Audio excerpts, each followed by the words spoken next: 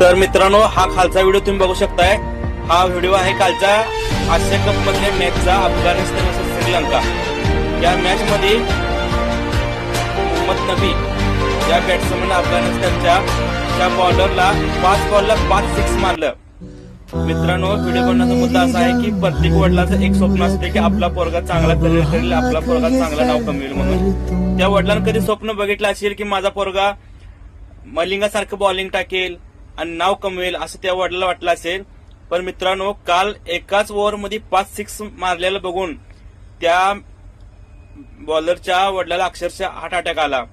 Heart अटॅकनं त्या बॉलरचा वडील काल निधन पावला.